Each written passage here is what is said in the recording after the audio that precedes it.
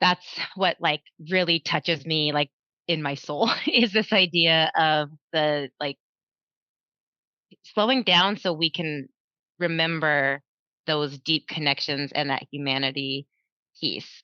And that's, I think, again, why I'm so interested to read this book and the conversations that we're going to have around it.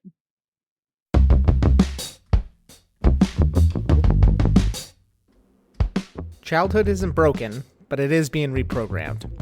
This is The Slow Scroll, a conversation about kids, tech, and the slow work of growing up in a world built for instant everything.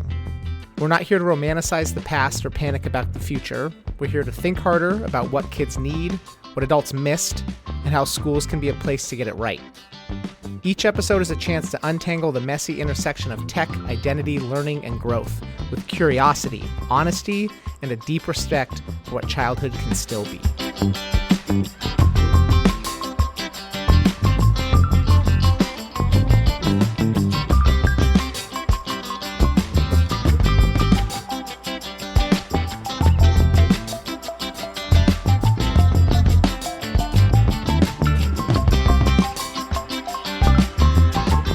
Welcome to the first episode of, I'm just now realizing as I started that sentence, Debbie said, let's just wait to name this thing a little bit later. So the first episode of something, these people know before we do because they heard it in the intro. But we are, the three of us, Debbie, Vanessa, and myself, Stefan, are here to talk about digital wellness for kids or how kids grow up in a digital world. So for these first set of recordings, I think Debbie's refusing to call them a podcast. We're going to be looking and using the anxious generation as a medium to have some discussions of things that we're passionate about and child development and just what that looks like on a personal and professional level. But we're not really going to stick to the anxious generation a whole ton. That's just, again, a platform that we're jumping off of. So thanks for being here with us. We're just going to go around the horn real quick and do some introductions. That way, as you get used to our voices, you can know who is who. So my name is Stefan Troutman. I am an ed tech specialist at North Central Educational Service District in Washington. That means I'm a regional ed tech coach, and I am responsible for supporting and serving teachers instructionally in Grant, Okanagan, Douglas, and Chelan counties. Did it first try, didn't have to look up any of them. So that's me in a professional sense. Let's go. They don't know where I'm going. They don't know Debbie. Let's go, Debbie.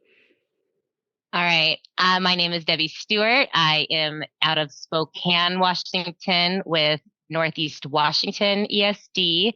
My title is Educational Technology Coordinator, but essentially I do a lot of the same things that Stefan described. And I can't name all of our counties because we have more than 5. So we are up in the northeast corner of Washington. And while I work out of Spokane, I actually live in Kettle Falls, Washington, which is only about 30 miles from the Canadian border. And Vanessa. Hi, everyone. Vanessa Allen, and my title is Instructional Technology Specialist at Northwest ESD 189. So our main location, our regional office is located in Anacortes, Washington. So we are about an hour south of the Canadian border on the other side of the state from Debbie. And then my home location is a tiny, tiny little place called La Conner, Washington. You guys might be familiar because of the Tulip Festival.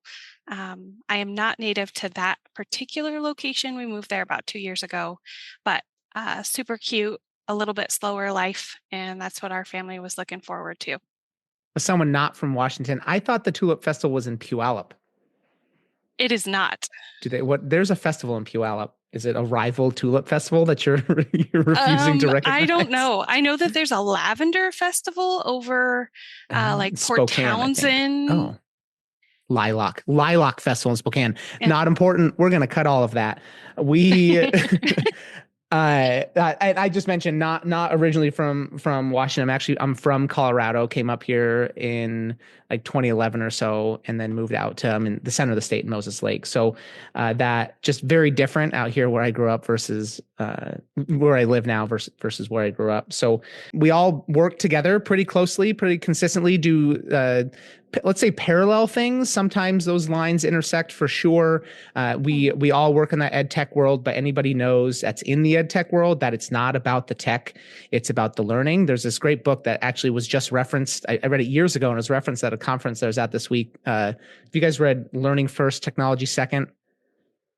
I've read No. portions of it, not the full book. It's good. It came out a number of years ago when I was an ed tech coach at the high school, or I read it when I was an ed tech coach at the high school. And the title itself right there kind of sums it up, right? It's what we do isn't necessarily about the technology. It's about learning. And that, I know for me, that is what hooked me to this book. Like I read it, it got a lot of traction.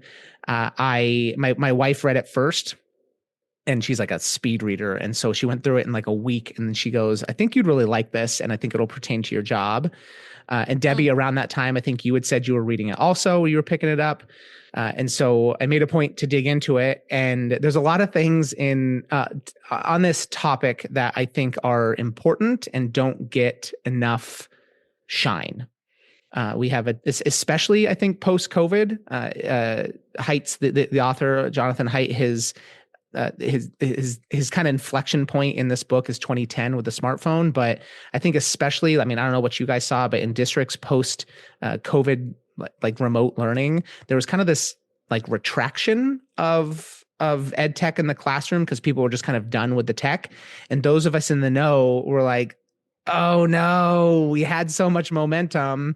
And if you leverage this correctly, this can do so many great things for kids. But we also know there's this other side to like using technology and what comes along with that with the developing brain. So personally reading through this thing, that's really what hooked me. Was a lot of the things presented in this book put a name to a lot of the things I just felt kind of in my gut. Yeah, I will Absolutely. say what kind of brought me to the book was that in my region, a lot of superintendents and principals started reading it. That's how I first heard of it. And I thought, oh, I should read this. So I ordered it. I got a few extra copies to, hand out around my agency. And then full disclosure, I am doing my first full reading through as we do these quote unquote recordings. And I am nervous. I'm nervous to read it because, one, as a parent, I have a 12-year-old and some 9-year-old twins, and I'm a little bit worried that I'm going to read this and realize I did a bunch of things wrong. So that's one side of it. But that tells me that that's why it's important. Like, that's probably why I do need to read it. And then just as far as my kind of to piggyback off what Stefan was saying, my background, I was a high school ELA teacher, and then I got my library endorsement and spent some time in a K-2 library. And that's actually how I came to ed tech, was through those kind of avenues. And I know from my time in the classroom that kids were changing. I couldn't quite put my finger on what it was. There was always a lot of theories, but in how they interacted with each other, interacted with me, interacted with learning. Like, I saw it in front of my face from 2007 to about 2023, how they changed in front of my eyes. And I have always had strong opinions about screens and screen time and what that means for my own children. And I just feel like this is a good springboard for having these conversations, because I have just in my personal life with my siblings, with friends, this is always, I don't think it's talked about enough. Like, we all have see the effects and the impacts, and like, when do you give kids access to these things? But I feel like it's more of a uncertainty than a, oh, this is my plan. And I just think that whether you buy into the data of this book or not, it's still just an important conversation for us to have. And as Stefan and Vanessa know, one of my big soapboxes is media literacy. And so I will definitely be kind of taking that angle and that lens as we go through this, in addition to like the child development and the brain development, kind of what else do our kids need as they grow up in this world. I love that, Debbie. So I guess my background probably differs from my colleagues on this podcast or whatever we're deciding to call this. So I actually came through the community college world and ed tech there, supporting students and faculty around utilization of the technology, adoption, and kind of really bringing the institution to have like fully online programs and kind of transitioning between the different learning management systems. So I feel like my lens is a little bit different. I did go back just a few years ago and get my master's in higher ed. And the purpose in doing so was really to have that theoretical foundation and like understanding learning theory, because that wasn't necessarily my background. My my bachelor's was in psychology. So while it is a different field, I think all of these things are kind of converging together. And then Stefan and Debbie approached me and just said like, hey, we're kind of thinking about doing something around anxious generation and just life experience. All three of us are parents. So I think in our different roles and capacity with our own kids, friends, society, we're seeing these things crop up. A couple years ago, I went to a tech conference and they were talking about social emotional learning, but also this parent academy that they were doing. And so that resonated with me because part of the parent academy was an opportunity for parents to bring forward things that they had concerns around. And they specifically talked about the parents coming forward and saying, we have concerns about our students using tech.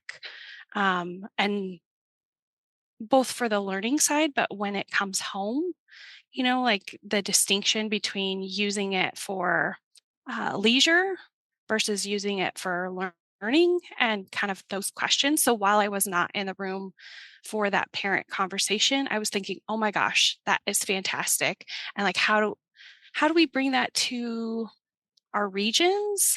And, is that within our scope as ed tech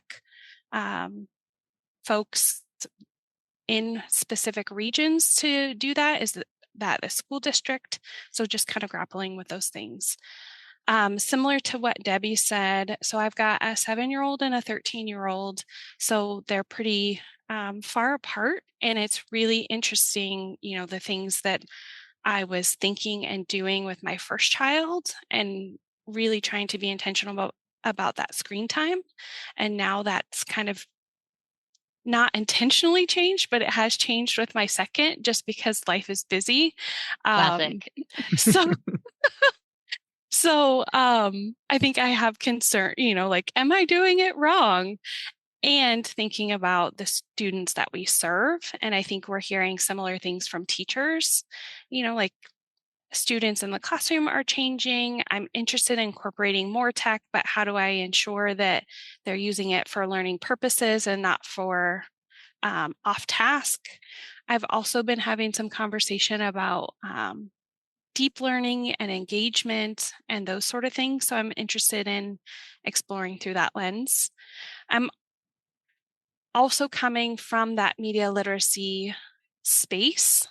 And then thinking about the psychology element to that. So how do we get our students that we serve and personally our kiddos to have those foundational literacy skills so that they can make those informed decisions, but also like what is happening developmentally and is like developmentally appropriate. So I think I see a lot of connections to just the little bit that I've read so far. I'm with you. I read this book and my first thought was, oh my gosh, there's a tendency to get like afraid and very anxious. And full transparency. So I guess I didn't say this before, but I was a 7th grade English teacher. And then I was a high school instructional coach. And now I work at the ESD. And I have a tendency to look at these types of things and like my red flags go up. I get very defensive. I don't, because I think very few people have done this well. There was another book that I won't name here, but that was recommended to me several years ago. I got halfway through that thing and I was like, I hate this. And I powered through it because I'm a believer in consumption of all media and critical thinking. And so just because it doesn't make me feel good doesn't mean I shouldn't read it. But I think there's a lot of rage baiting that goes on in this topic. There's a lot of misinformation that goes on in this topic. The other book that I read referred to screens as digital heroin and like painted this picture of kids in their basements, like just with no lights on and just like these little slaves to their computers. And it's just this hyperbolic argument. And those things turn me off so fast. And so when I heard this book getting a lot of buzz, I think my knee-jerk reaction, if I'm being self-reflective, was unfair because I was like, nope. And then a lot of people that I really respect read it and said, you should check it out.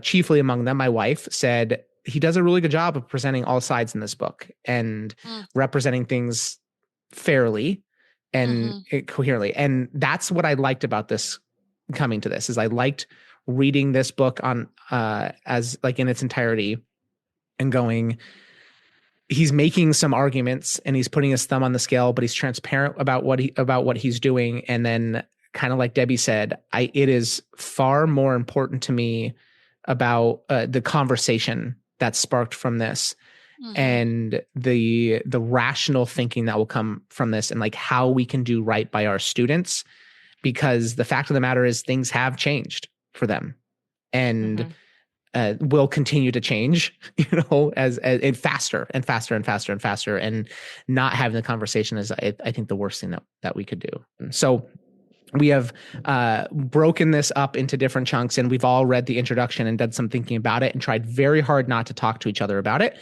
So having read the introduction, before we really dig in piece by piece and talk about this and walk through this, overall impressions. What do you guys think of the intro? The way that he framed it is just fantastic. And I don't think that it's off-putting, like you were saying, Stefan, with previous experiences and learnings. I think, at least from my perspective as a parent, I'm like, oh yeah, okay. So, if you make this a little bit more abstract, like, of course I wouldn't send my kid to Mars without them having had a conversation with me and me giving consent. So I just appreciated that analogy and how easy it was to digest and to make those connections without being threatening or completely dystopian. My analogy I used to always talk about was back when I was in the classroom is like, would you just go drop your child off at the mall, like your 7-year-old off at the mall and walk and drive away and not have any sense? And so going to Mars is maybe a little bit more robust, maybe a little bit of a stronger analogy. But I also think that shows the difference in this online world from 10 years ago when I was using that analogy, when kind of we were first seeing the effects, to now. And so I do think it kind of is a good depiction of this online world versus what he refers to as the real world or this offline world. So that just hit home for me.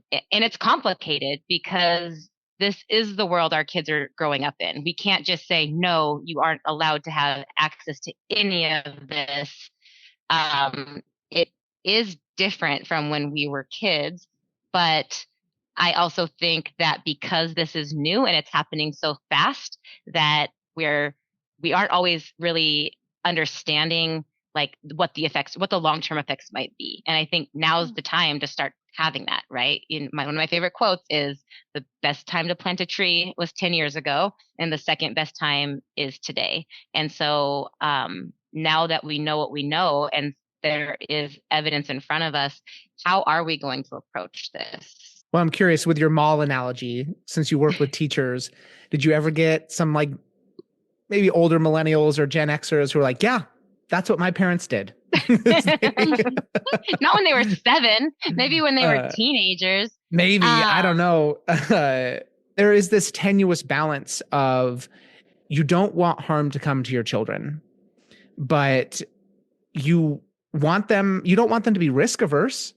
you know, Mhm. and we're going to get into that a little bit, but that's where I was reading this is that is something that every parent struggles with, I think, is how much do I let my kid get hurt? How much do I let my kid put themselves in harm's way so they can learn, so they can struggle? No one really relishes in their kids really, really struggling. Just this morning, walking my son to the bus stop, he's a real drama queen. He's got a cold. It's just a cold. And he's like, like, and just like really playing it up. And my wife and I both walked him out there and we're walking back. And I said, I know he's playing it up, but I feel a little bad for the little guy. And my wife looks me straight in the face and goes, I don't.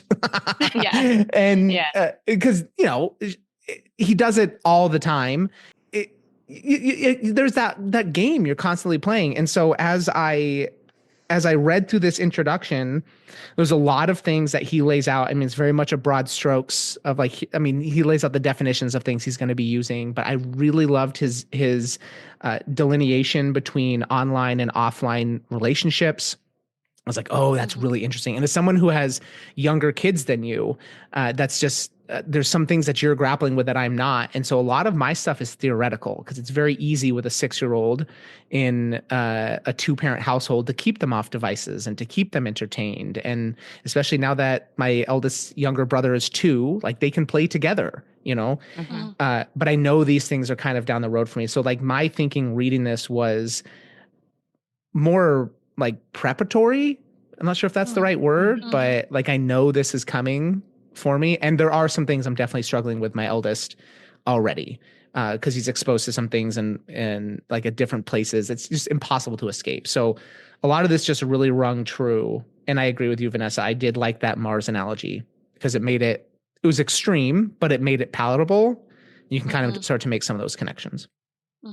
Yeah, I just to talk about like how we coddle our children versus us. My husband was telling me the other day, he goes, I can remember being out for the day and being so thirsty and so hungry.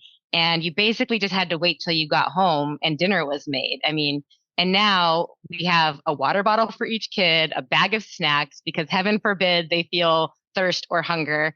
And so I do think that there has been this kind of pendulum swing of, over preparing and making sure our kids have everything they need. And, my kids are very dramatic too when they're hungry. It's like, you're not going to starve, but in their minds, they think that they will.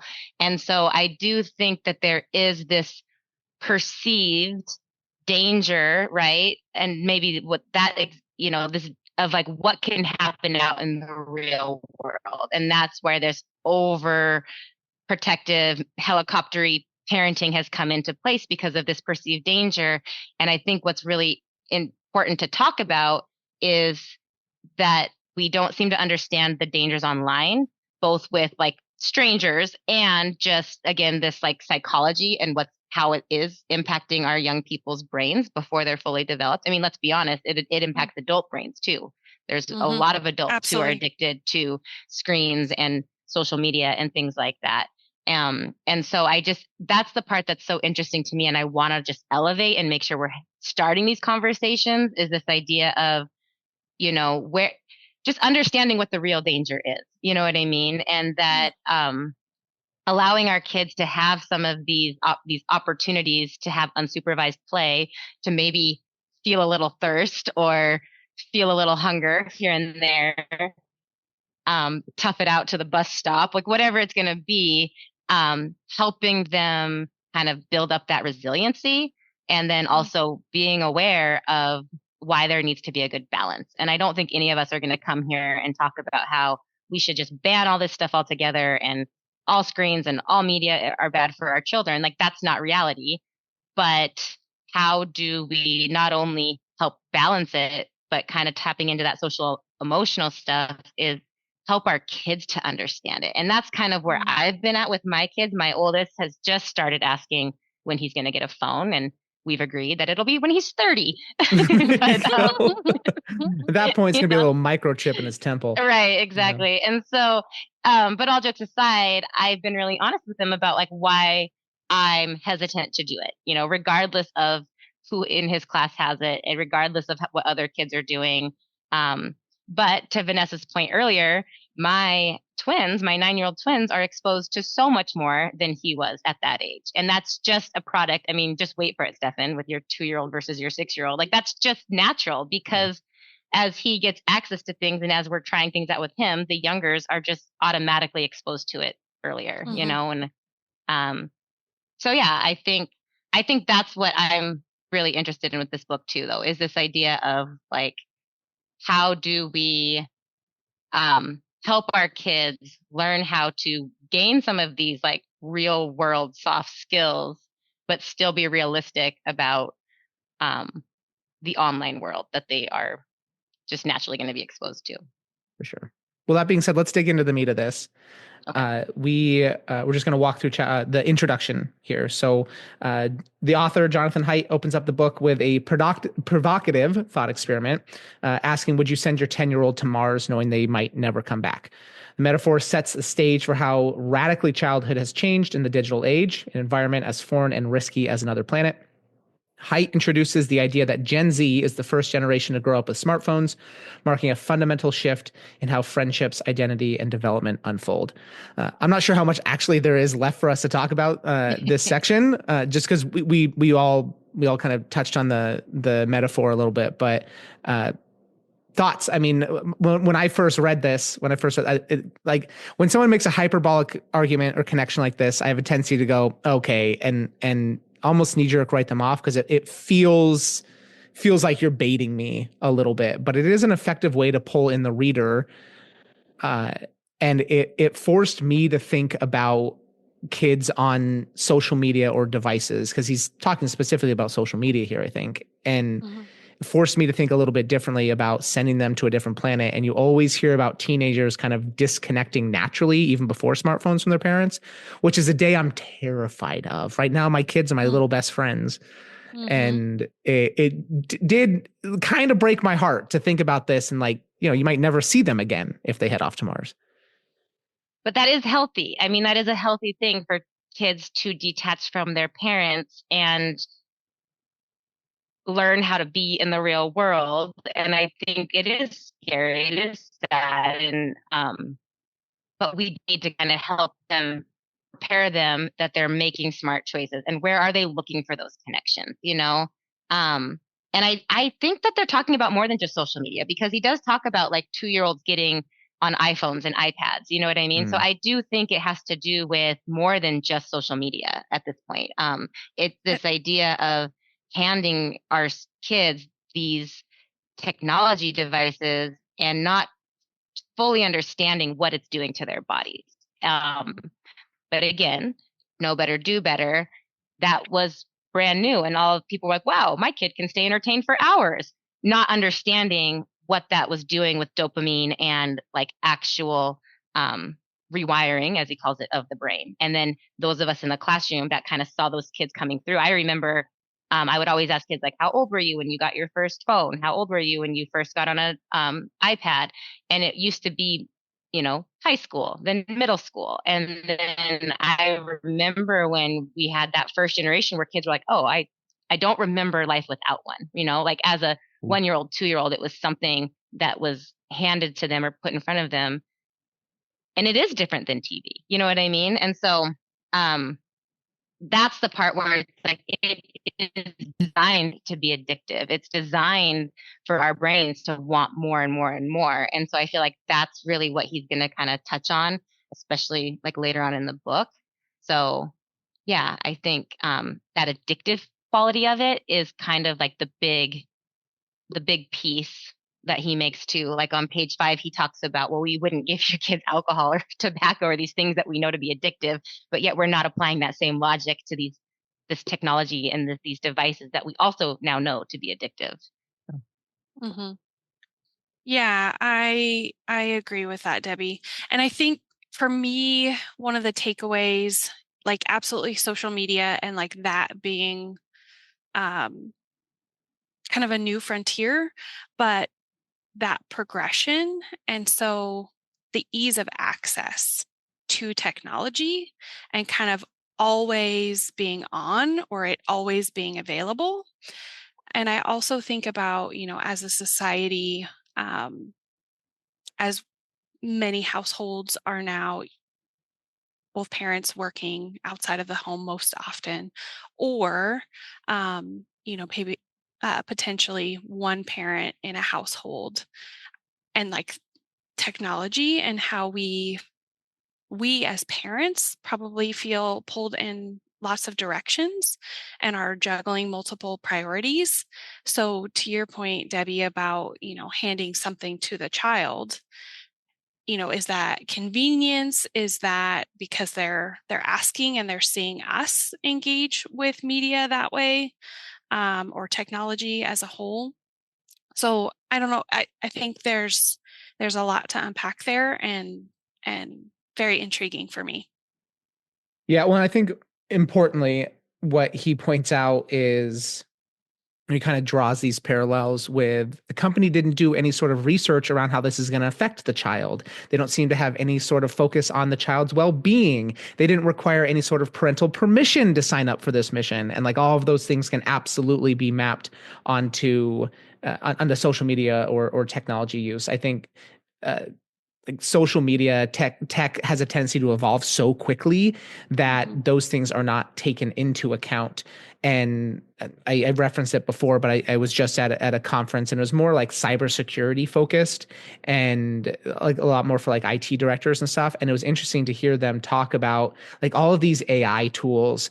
And like I know these things have a tendency to live on the internet forever. So it's 2025, wherever we're at with AI tools in education in April of 2025, they're talking about how quickly these AI tool companies are growing, how many there are, and how they have a tendency to be moving so quickly that people aren't asking the right questions about data privacy and online security for your students. And it's one thing as a consenting adult to choose to use these tools. It's another when they are so easily put in the hands of our kids without proper attention to the impact they could potentially have and the unseen availability of their data.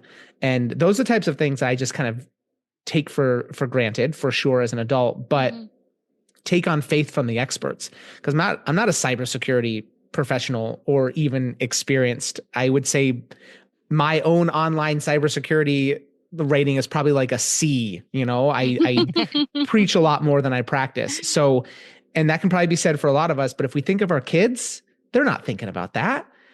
Absolutely. Well, that being I said, I think guess what you're talking about is media literacy. there you go. There it is. Well, that being said, let's take a look Tally at the next one every section. time I bring it up. Let's take a look at the next section, because I think there's a lot of that. And so after the metaphor, Haidt outlines a paradox. Modern children are more closely supervised offline than ever before, which I think we've heard that even pre like kind of the tech boom, as we see those kind of helicopter parenting a little bit, while being left largely unprotected online. He shows this imbalance has created a generation exposed to digital risks during key developmental stages with minimal adult guidance or boundaries. This trend undermines traditional parenting instincts and leaves kids navigating a complex virtual landscape alone. Yeah, this is the part that like hits really close to home for me, because it's about connection. And while kids are turning to these virtual worlds for connection, how it's false, but they don't know that. And so I think that's where it's really slippery, is that sure, I grew up in a really small town. I'm raising my kids in a really small town, and there is benefit to finding like people when maybe you're not finding that in your own school or your own community. And so I think that, yes, that is great. But when that's solely replacing like human to human connection, that is not how we're wired as humans.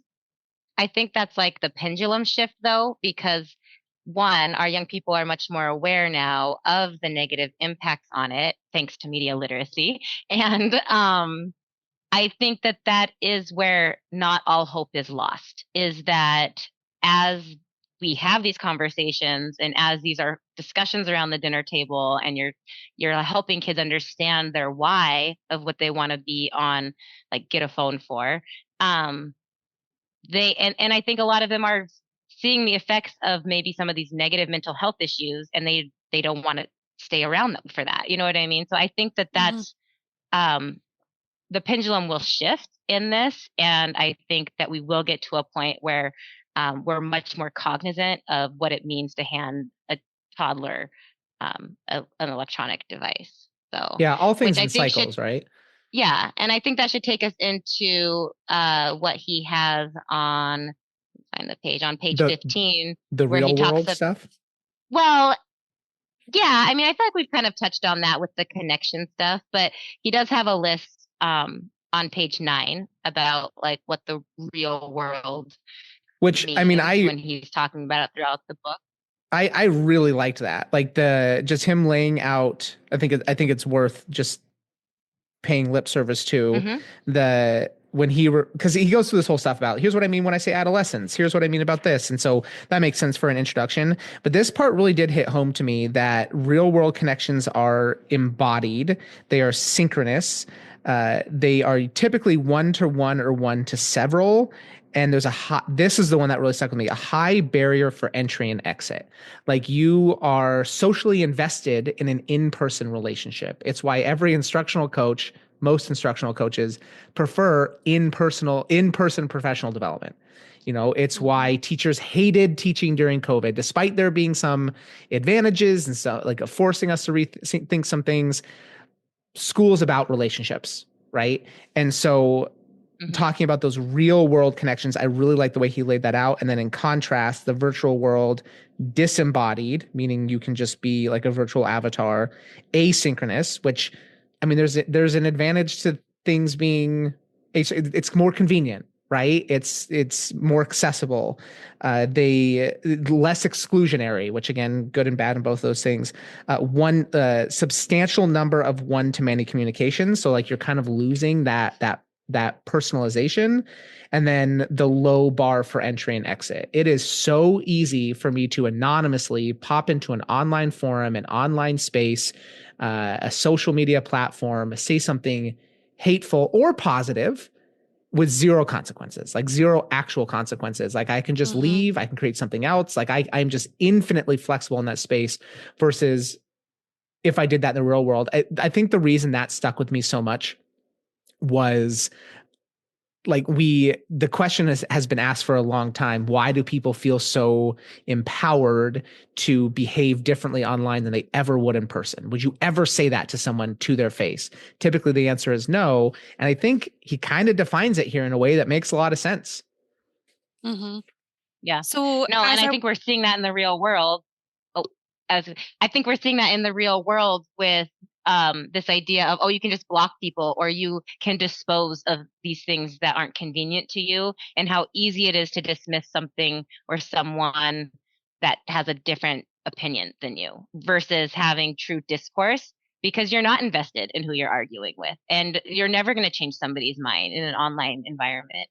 Um, which is why I think we've seen this shift from, discourse and debate and the ability to still get along even if we disagree with each other. mm-hmm.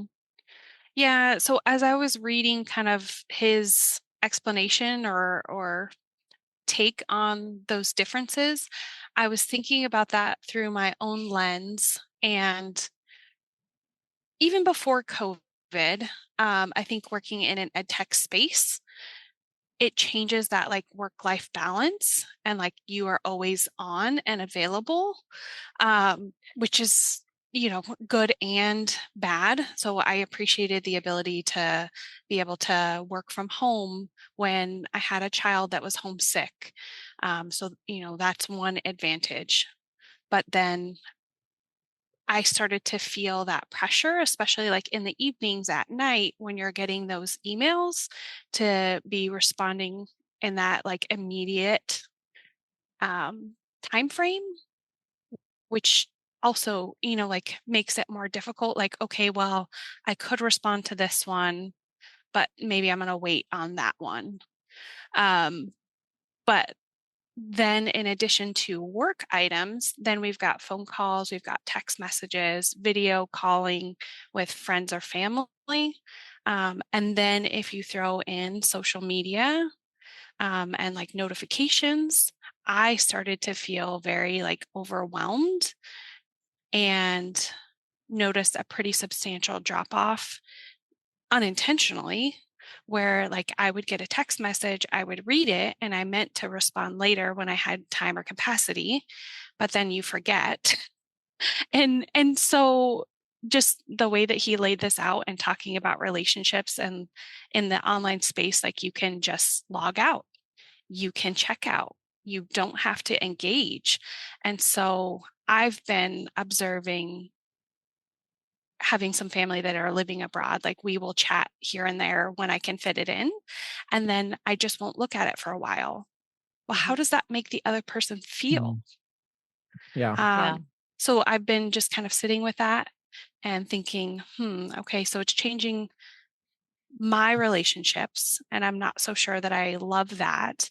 But then I start to think about A, our kids, and B, like the students that we work with, and how that might also be impacting their the students' ability to connect with one another, um, to connect with the teacher in the classroom, um, and if they're able to differentiate between those two worlds, the online and the real world, and how that might get more blurred, and the impacts of that.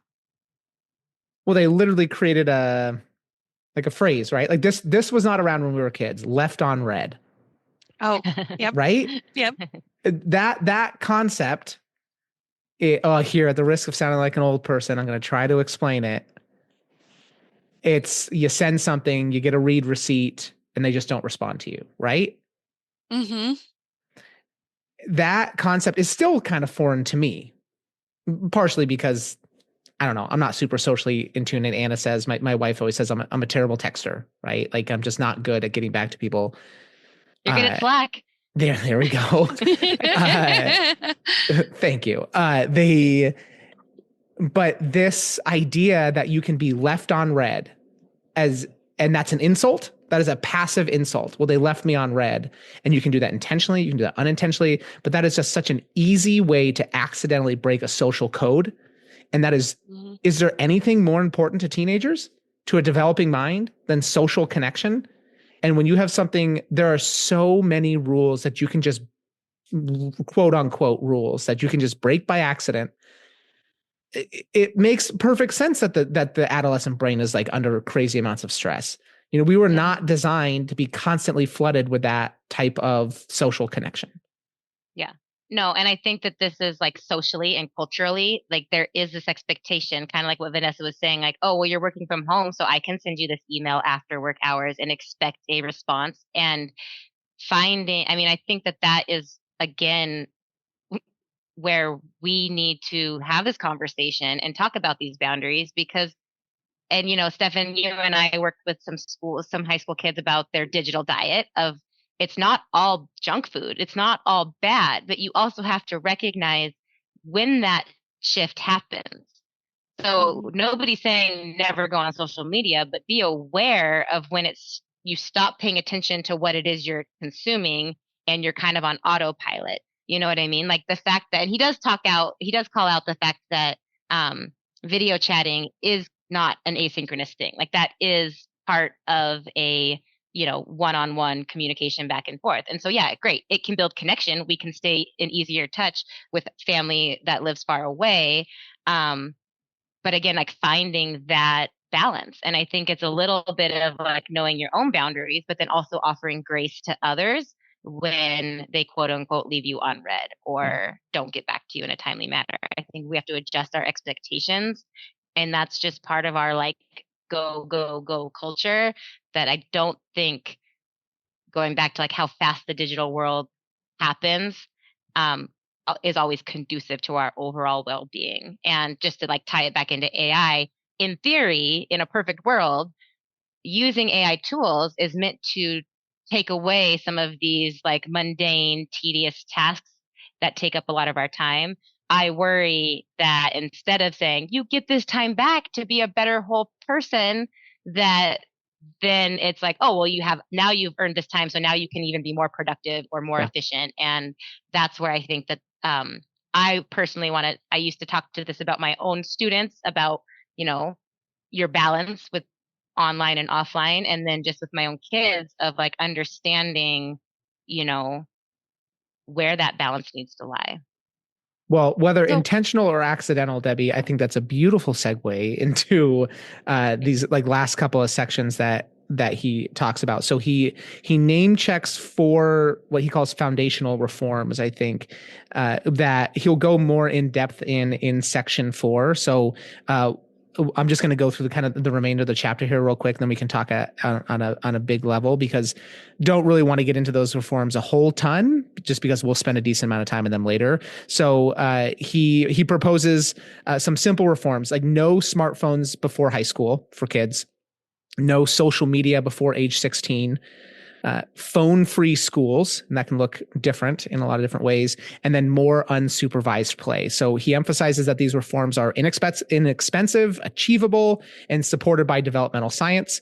And then he argues that implementing these could reverse a lot of mental health crises that we've seen in just a few years. And then he wraps up by drawing on some ancient philosophy. So he highlights how the digital life undermines our ability to control our attention, regulate our emotions, and live with intention. He links this to the rise of generative AI and algorithmic manipulation, raising the stakes for media literacy and digital wellness, which I'm sure made Debbie very, very interested. And then he closes out with a call to reclaim our humanity, not just for Gen Z, but for all of us, which we have been touching on a little bit, and rebuilding deep relationships and restoring our capacity for focus, empathy, and meaning. Yeah. And that's where, that's what like really touches me like in my soul is this idea of the like slowing down so we can remember those deep connections and that humanity piece. And that's, I think, again, why I'm so interested to read this book and the conversations that we're going to have around it. I mean, I think there's so many good nuggets and so many connections I'm making, both personally and professionally, to what he's saying. Um, and just, personally struggling with, you know, what is that balance for myself? And then trying to be intentional and provide space to think about, okay, now what does that mean for my children? And then, what does that look like in professional life and the guidance that I'm giving to teachers that are in the classroom? Or if I happen to be in spaces where I'm working directly with students, how am I advocating for these pieces? Because I think we've tried at home unsuccessfully, like, regulating, and there's parental control apps and all of those things. Trying to address this and like understanding that it is a struggle, but I don't know that anyone has figured out the right answer to this. So I'm really interested in digging deeper to try to better understand that for myself and then make those applicable next steps. And I guess as this introduction kind of comes to a close, I'm leaving feeling very excited, which I know the topic of our conversation was not the most exciting thing on the planet and is nerve-wracking for sure. But again, I have the privilege of sitting with a couple of young kids. I kind of have this privilege of being on the precipice of most of this because we've done an intentional job to try to keep tech usage intentional for our 6-year-old and essentially non-existent for our 2-year-old. And again, a privilege we have as parents and our family. And so I sit here, he painted with a pretty broad brush in this introduction, which makes sense. And I am excited to get more into the nitty gritty. I just kind of feel like I'm on the edge of the diving board, ready to go in. So, yeah, I think we're just in a good spot. I'm excited to dig into the rest of the stuff. That's perfect. So you're really excited to go into chapter 1, which is the surge of suffering. Yeah, really, really masochistic here. So chapter 1 is what we'll be covering next, the surge of suffering. And he really digs into, and we're doing some air, I know you can't see us, but some air quotes here, doing some collective air quotes on data. That was actually my first, just as a little teaser, as I read this, my first like eyebrows through the top of my forehead, where just on an intuitive level, I felt like, some of this data seems shaky. And we've actually gotten some feedback on some other things as well. So he digs into some data and some reports and really kind of outlines the case for an increase in a decrease in mental. I was going to say increase in need for mental health services. That makes no sense. A decrease in mental health in adolescents starting around 2010. So that will be the topic of our next episode here that we're recording around chapter 1.